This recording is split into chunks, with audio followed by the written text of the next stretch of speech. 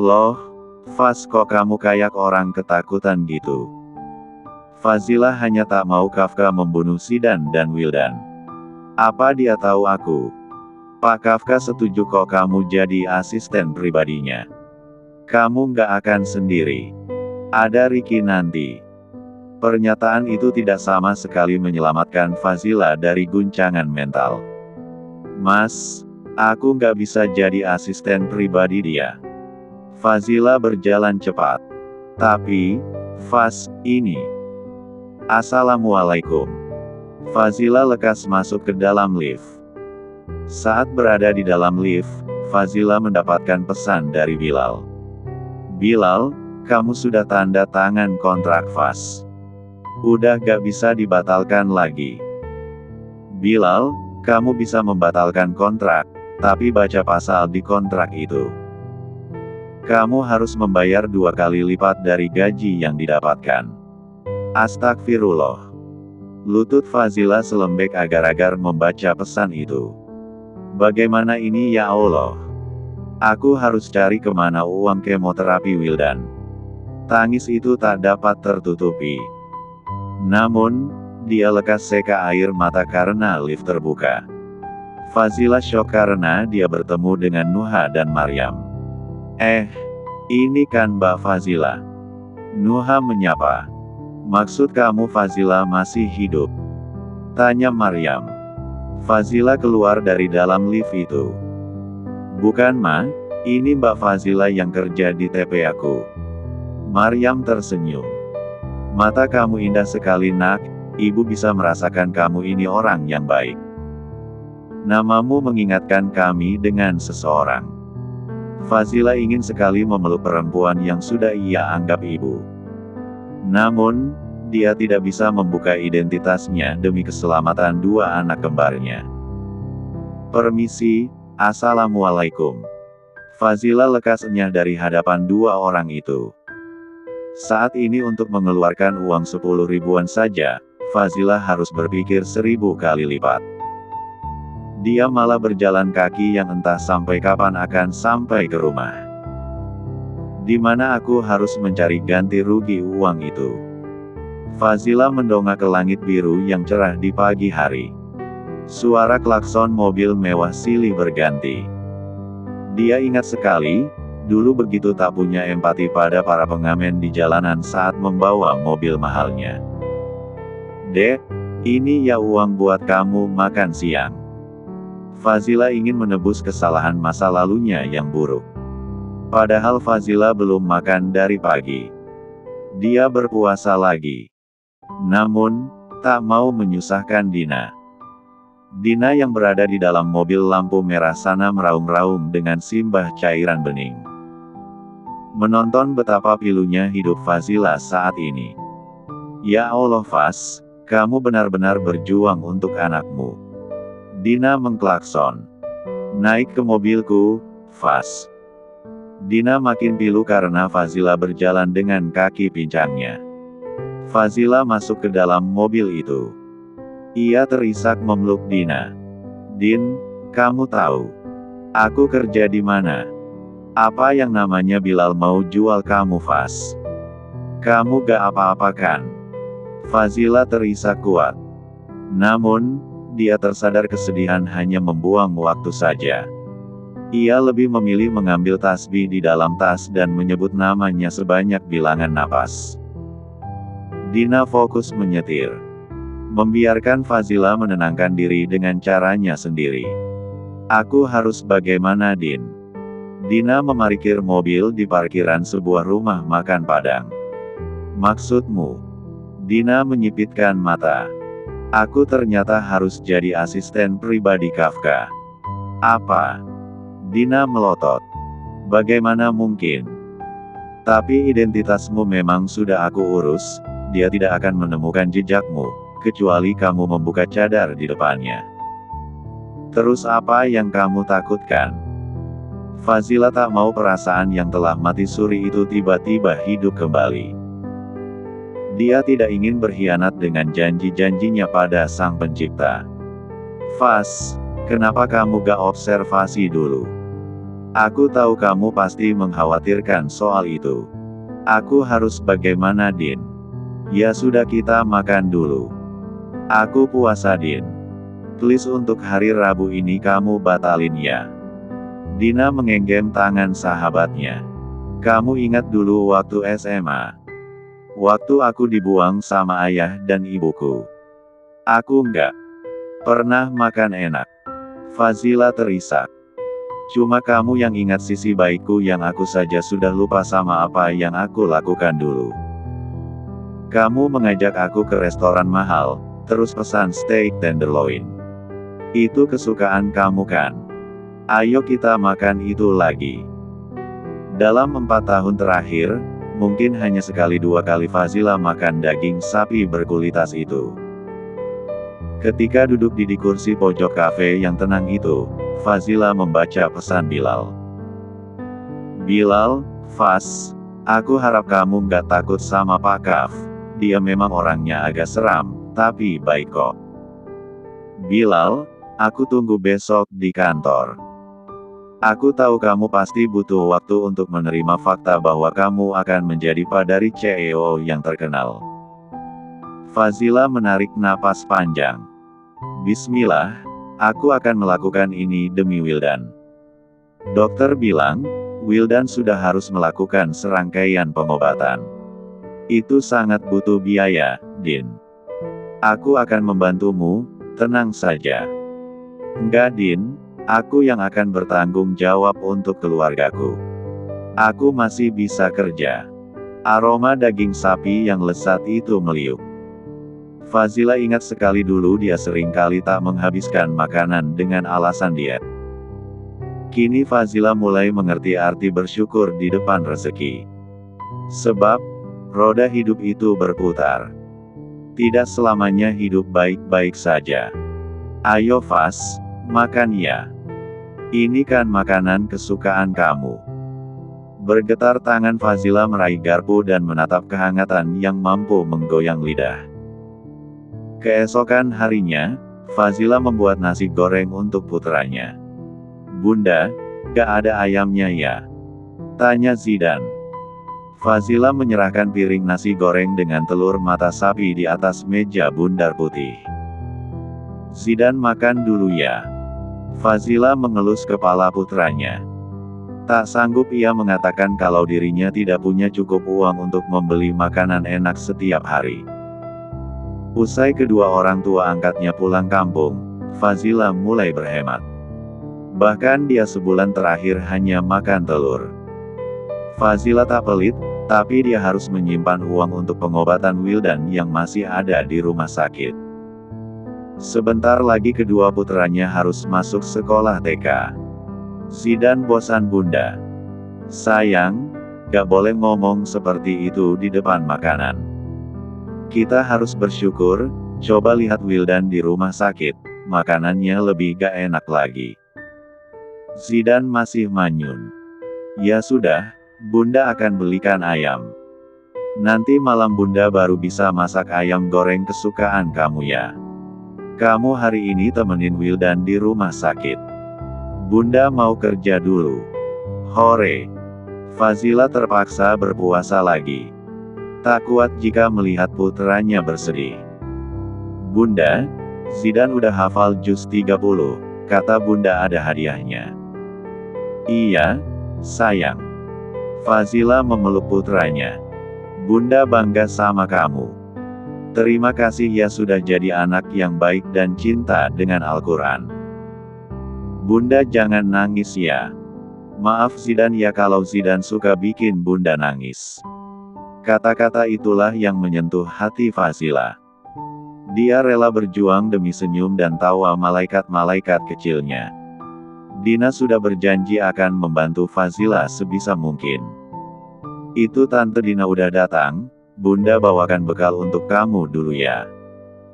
Dina masuk ke dalam rumah itu. Selalu mendapatkan pemandangan yang sama. Nasi goreng telur mata sapi. Tidak ada apapun di dapur sederhana itu. Hatinya semakin teriris. Faz, kita sarapan di luar ya. Nggak usah Din, Aku tidak mau telat ke kantor. Oh iya, aku lupa kamu kan udah jadi Pak Kafka. Tenang saja urusan Zidan biar aku yang bawa ke rumah sakit. Terima kasih Din, semoga Allah membalas kebaikan kamu. Fazila mengambil cadarnya.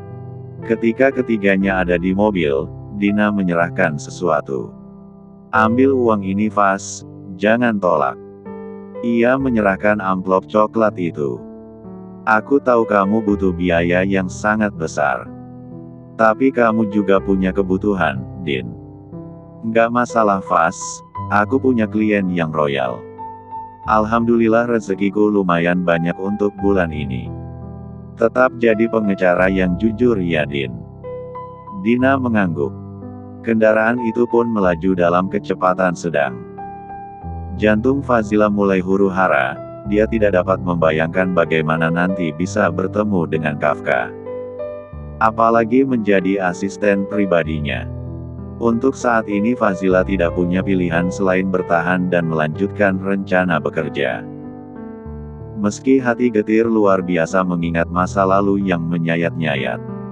Faz, kita sudah sampai di kantormu. Bismillah, doakan aku Din. Fazila keluar dari kendaraan itu. Wanita bercadar yang mengenakan pakaian hijau army itu memang menjadi pusat perhatian, tapi tidak membuat Fazila gentar untuk istiqomah dengan keputusannya. Faz, untung kamu sudah datang. Kamu berikan berkas-berkas penting Pak Kafka, lalu ambil tablet khusus untuk mencatat jadwalnya. Iya Mas Bilal. Fazila tergopoh ke depan meja yang ditunjukkan Bilal. Aku cuma punya waktu seminggu untuk memindahkan tugasku sebelum pindah divisi. Fazila mencoba profesional. Menyingkirkan seluruh ketakutan yang menggerogoti diri. Oh iya jangan lupa buatkan kopi di pantry yang ada di pojokan terus belok kanan. Bikin kopi tanpa gula. Baik, Mas. Fazila tergopoh-gopoh menuju arah pantry. Menyiapkan kopi dalam cangkir keramik. Membawa dengan nampan putih. Sebelum Fazila membawa berkas ke dalam ruangan Kafka, dia mengantar minuman itu ke sana. Assalamualaikum Pak, saya. Fazila menelan ludah dan gemetar karena Ratna ada di sana. Sayang, dia siapa? Ratna menoleh ke arah pacarannya. Simpan di meja ini Fazila. Tunjuk Kafka. Fazila. Ratna melotot. Apa ini sayang? Bukannya dia. Fazila makin gemetar. Rat, ini Fazila yang lain. Bukan Fazila yang kita kenal. Dia asisten pribadiku yang baru. Apa? Dua biji mata Ratna hampir melompat. Kafka menangkap mimik murka dari wajah Ratna.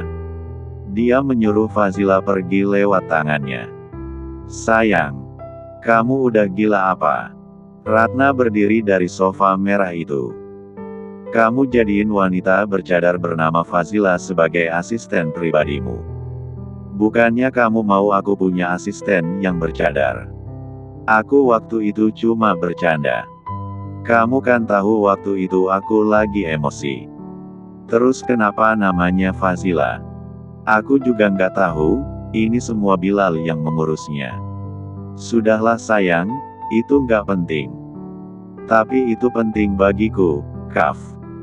Ratna menyilangkan tangan di blazer krim sambil menoleh ke arah lain. Apa kamu masih ingat dengan dia? Sampai kamu merekrut wanita yang mirip dengan namanya.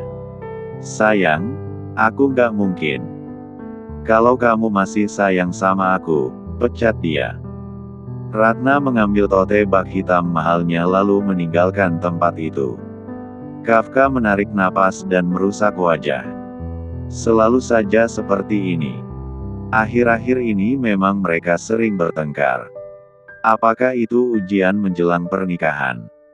Kafka tak tahu. Saat ini Kafka tak tahu harus mengambil keputusan apa dengan asisten pribadinya yang baru. Dia hanya bisa menhejar sang pacar dan mulai memohon kembali. Sore harinya menjelang pulang kantor, Kafka memang sengaja menyuruh Fazila mengkelompokkan file penting yang ada di komputer. Fazila pun merasa untung karena dia tidak berinteraksi dengan Kafka hari pertama kerja. Dia meninggalkan kursinya dengan perasaan tenang. Kafka maju mundur untuk kembali bertemu dengan Fazila. Apa aku harus memecatnya? CEO itu keluar dari ruangan, tapi dia sudah melihat Fazila mulai masuk lift. Kafka bukannya langsung pulang, tapi dia semakin penasaran dengan sosok wanita bercadar itu. Ia membuntutinya dari jauh. Fazila masuk ke bas hijau. Duduk paling pojok dekat dinding.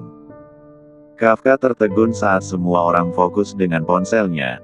Fazila malah membuka mushaf dan melafazkan Al-Quran. Dia seperti mama. Kafka dari dalam mobil mewah warna merahnya mendongak ke bas hijau itu. Apa aku tega untuk memecatnya di hari pertama kerja? Kafka masih mengikuti perjalanan Fazila yang ternyata singgah di halte dekat gedung milik perusahaan mereka. Kenapa dia masuk ke dalam TPA itu? Kafka menyipitkan mata. Dia bekerja di sana juga. Pikiran Kafka lantas didominasi oleh perempuan bercadar itu. Namun, dia terpaksa meninggalkan tempat kerja kedua Fazila. Malam harinya, Fazila harus bekerja di laundry. Dia memisahkan pakaian kotor untuk dimasukkan ke dalam mesin pencuci. Mbak Fazila, itu dipanggil sama Pak Ilham ke depan. Ada apa ya? Fazila keluar. Tiba-tiba ada yang melempar celana jeans panjang ke wajah Fazila. Astagfirullah, ada apa ini? Hati Fazila teriris menerima sikap pelanggan itu. Kenapa harus terima orang aneh begini sih Pak? Siapa tahu dia radikal. Celana saya saja bolong begini, pekik pelanggan perempuan muda itu. Fazila, benar kamu yang urus punya Mbak ini? Ini nota kamu yang tanda tangan, cerca Pak Ilham. Fazila melotot dan menoleh ke arah pekerja wanita muda. Kemarin wanita muda itu memang menyerahkan pada Fazila untuk memberikan bungkusan pakaian bersih kepada pelanggan itu. Namun, tak ia sangka kebaikan itu dimanfaatkan. Sudahlah Pak, pecat saja. Wanita itu melempar lagi pakaian pesta. Bukan cuma satu loh yang bolong, lihat nih ada 3. Kafka tiba-tiba datang ke sana untuk mengambil pakaiannya. Dia saat ini memang tinggal di apartemen dan sering berlangganan dengan laundry itu. Fazila membesarkan retinanya. Posisinya semakin terjepit. Fazila, kamu bukan hanya memalukan laundry ini, tapi juga saya akan Tunggu dulu. Fazila memejamkan mata. Dia sudah mati-matian bekerja. Bahkan tangannya sampai melepuh. Apakah dia ikhlas difitnah begitu saja? Tentu tidak. Fazila mengambil pakaian itu. Ini bukan kerjaan saya. Saya akan tunjukkan bukti CCTV siapa pelaku yang sudah memfitnah saya. Jangan sembarangan kamu Mbak Faz, cerocos wanita muda itu. Kenapa ningrum? Kamu merasa aku nggak ada loh nuduh kamu. Jangan kira aku ini terima begitu saja kamu fitnah. Fazila menunjukkan CCTV di hari itu lewat layar komputer. Kafka menyilangkan tangan. Menonton sebuah drama yang cukup mengejutkan baginya. Dia melakukan 3 pekerjaan sekaligus dalam satu hari. Kafka semakin tertarik untuk mengenal perempuan yang sedang berjuang untuk membersihkan namanya. Pak Ilham menggelengkan kepala. Ningrum. Ningrum tertunduk. Fazila menghela napas. Dia memungut pakaian-pakaian itu. Lain kali kendalikan sikap Mbak, kalau nggak mau akhirnya malu begini. Fazila masuk ke dalam untuk melanjutkan pekerjaannya. Kafka melihat sendiri bagaimana telapak tangan wanita bercadar itu pecah-pecah dan banyak luka. Dia bekerja sangat keras. Kafka jadi tak tega untuk memecat Fazila. Apa dia bekerja untuk anaknya yang sakit di rumah sakit? Kafka baru ingat Bilal mengatakan anak Fazila terkena leukemia. Sementara perempuan itu adalah seorang janda. Pagi harinya Kafka membeli bunga mawar merah untuk Ratna. Namun, entah apa yang telah menuntunnya untuk datang ke tempat praktek dokter yang merupakan sahabatnya. Kafka membeli obat untuk telapak tangan pecah dan terkena kutu air. Dia teringat wanita bercadar itu tadi malam bekerja ugal-ugalan. Ini obatnya Kaf, tapi ini untuk siapa? Kafka menyilangkan tangan. Untuk Ratna. Tanya dokter itu lagi. Aku pergi dulu dokter Kaifan. Dia menepuk bahu pria itu lalu pergi. Kaifan pasti akan sangat heboh jika sudah mengungkit masalah Fazila. Kafka hanya tidak ingin membuat situasi jadi runyam. Permasalahan Kafka dengan Ratna saja belum selesai. Dia hanya mengklaim apa yang dilakukan itu adalah sebagai bentuk dari rasa tanggung jawab dan empati sesama manusia. Saat tiba di kantornya, Kafka memandang ke arah kantong berisi obat oles dan pil itu. Pak. Bilal dengan cengiran berlebihannya menyapa. Tunggu dulu Bi. Kafka menghadang pria itu saat berada di lobi kantor. Bilal menyoroti kantong obat itu. Kamu berikan ini dengan Fazila. Fazila kenapa Pak? Itu untuk obat oles tangannya. Jangan bilang dari saya. Oh, Bapak pasti mau bantuin saya supaya dia selesai nikah gitu sama Fasya. Kafka memutar bola mata lalu pergi. Fazila baru tiba di kantor. Assalamualaikum Faz, gimana keadaan Wildan? Tanya Bilal. Masih belum stabil, dia harus melakukan serangkaian terapi lagi. Itulah yang dipikirkan Fazila, uangnya sangatlah besar. Ini obati telapak tanganmu. Fazila tersenyum hangat lewat matanya. Bahkan membeli obat untuk mengobati telapak tangan yang pecah, luka, dan terkena kutu air saja ia sulit. Terima kasih Mas Bilal, semoga Allah membalas kebaikanmu ya. Fazila rasanya iba dengan jalan hidup saat ini. Kafka terpaksa harus membujuk Ratna untuk mau bertemu. Keduanya pergi ke mall. Ratna suka sekali makan mie khas Jepang yang ada di mall itu. Sayang, jangan diam begini dong. Kafka menggandeng tangan Ratna. Ratna dengan wajah masamnya duduk sambil memperhatikan orang-orang yang berlalu lalang. Besok kita sudah mulai pilih WO. Aku akan mewujudkan keinginan kamu. Ratna baru bisa tersenyum. Akhirnya kita menikah juga, sayang. Aku mau pecat dia secepat mungkin. Aku ngerasa dia gak baik dan punya niat terselubung. Sudahlah jangan bicarakan hal yang tidak penting. Ratna tersenyum. Aku ingin konsep pernikahan kita seperti negeri dongeng.